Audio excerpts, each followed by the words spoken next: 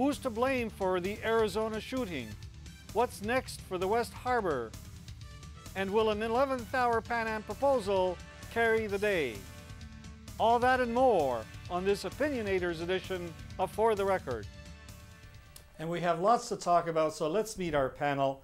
Mr. Festival of Friends, Loren Lieberman. Welcome, Loren. Good to be here. Communications guru and blogger, Laura Babcock. What's that all about, Laura? Welcome. Well, launched a new website, powergroup.ca today, Larry, and one of the things that's on there is a new blog called As Seen on TV with Laura Babcock. So every time I do this show or another show, radio or television, I'll give people the behind the scenes, argue the points a little bit more. It should be good. We're pretty excited about it. Excellent. We'll keep an eye on that. And downtown champion, businesswoman, Tara Crugnale. Welcome, Tara. Thanks, Larry.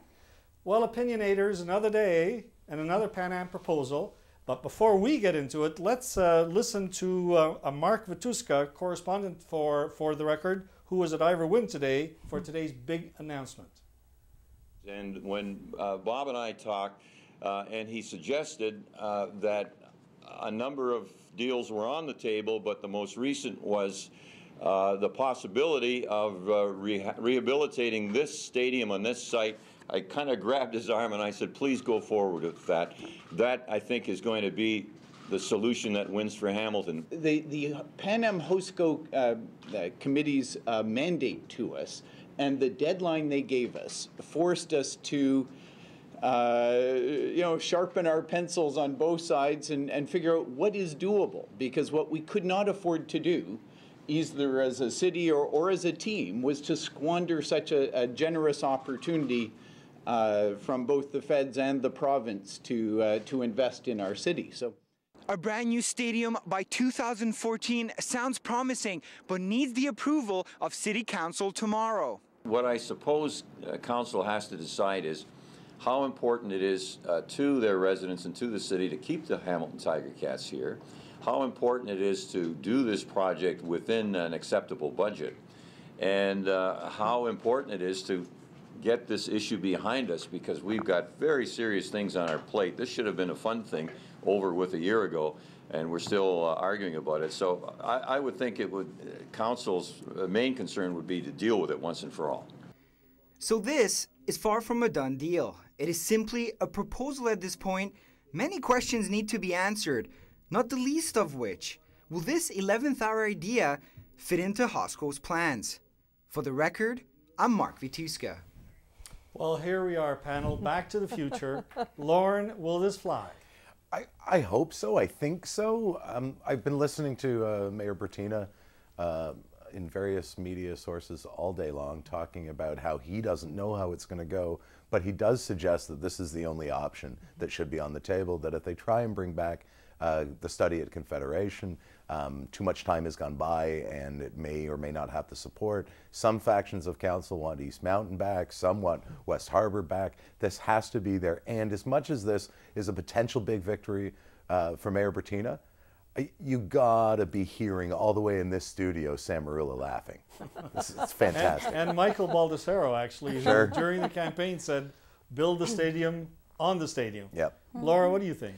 You know, you can't let perfection be the enemy of good. And while we all might have had a perfect ideal in mind, West Harbor for some, the mountain for others, Confederation Park for others, even Aldershot, what matters is that we've got something good, something that will keep the Ticats here, something that's going to keep the money here, something that will keep the Pan Am activity here for our community. And that's what it's all about. And yes, did Sam Marula float forward that this was his ideal option? Sure. Is it the best option for the city that we could have had our hands on? I don't think so. But I think that at the 11th hour, we have to go, as I've always hoped for, with something that's a win-win. Is it the best? No. But you know what? I've talked to everyone today since the press conference, everyone I've run into, and when they heard the news, they said, oh, thank God. Yeah, it's not perfect, but it's better than losing everything that we thought we were standing to lose. My favorite line in that whole press conference there was when the line when Bob and I talked. Isn't that the point? Bob Bratina and Bob Young talked. They didn't have warring op-eds in the Hamilton Spectator like we saw with the former mayor. This is important, and I think to Loren's point, if Bob can pull this off, if council votes for this, and I see that they have no other alternative, if they vote for this, this goes through, then Bob's going to be a 3-term mayor as long as he likes after this. You know, my head is still just spinning over this entire thing.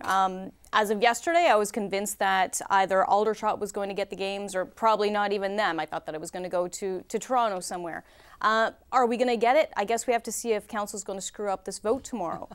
What I don't get is, how much is this going to cost? Obviously, just rebuilding a section of a stadium won't cost as much as acquiring land somewhere and building all anew. So are we going to have to use up our money first before we use up the provincial or federal money? How is it going to go? I don't know.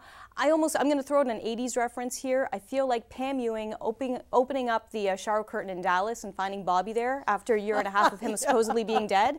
Like, have we just thrown out the past year and a half of negotiations and we're all the way back to the beginning? Wow. It worked on TV. I don't know. It kind of feels that way, and I actually, to the blog point, Larry, did a blog the other day trying to figure out how we got here as a city. I'm not talking about the actual chronology of this debate, but how as a city, opportunity knocked on the door and we fought for a year and a half about how to turn the doorknob. We almost didn't even let it in.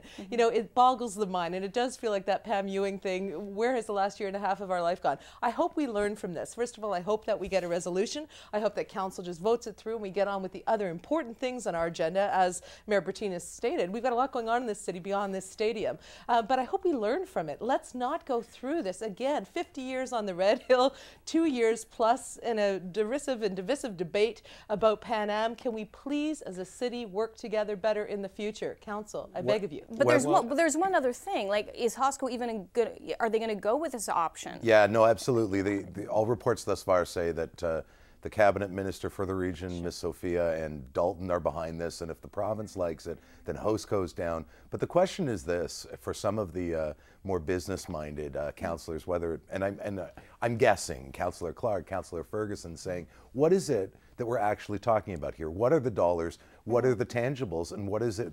How are we supposed to vote on anything one way or the other if we don't have any numbers? And the only objection for tomorrow would be this is too fuzzy with not enough notice and not enough detail. And there's some validity to having this vetted before you give it the thumbs up. Then there's a little bit of reality, which is we're running out of time. And there were lots of opportunities. We've spent, as one radio host said today, millions of dollars in proposals and all kinds of exploratory efforts of this.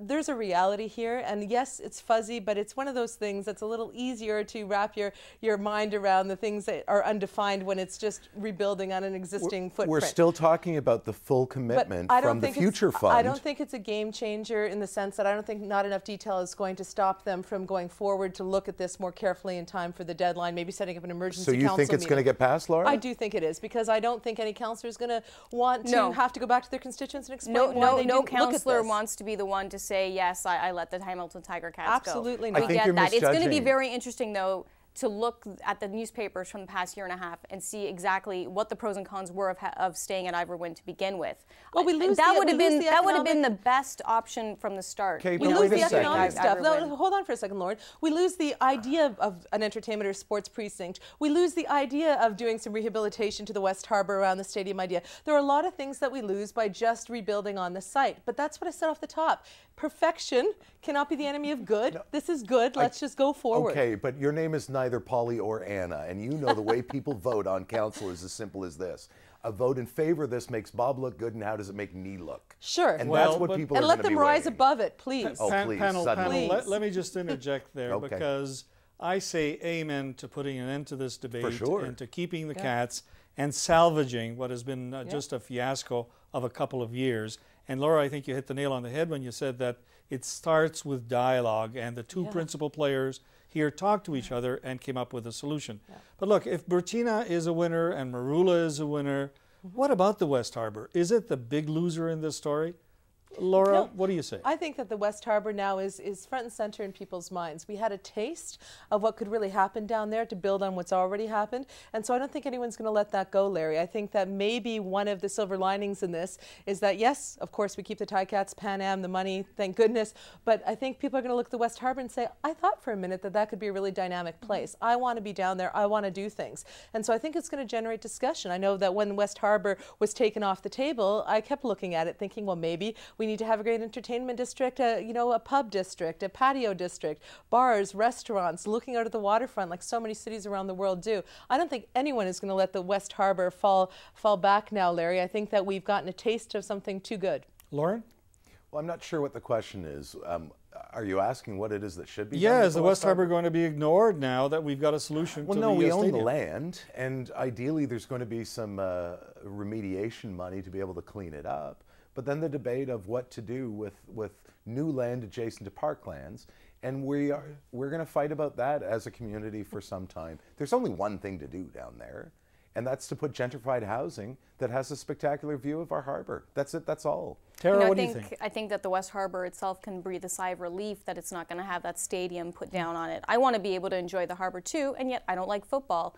It seems like that stadium complex, entertainment complex, would have been geared towards 12 or 15 events a year, regardless of what councillors or other business people might have said. Tara, we're going to have to leave it what at we that can. right now. We've got much more to talk about, so viewers, please stay tuned.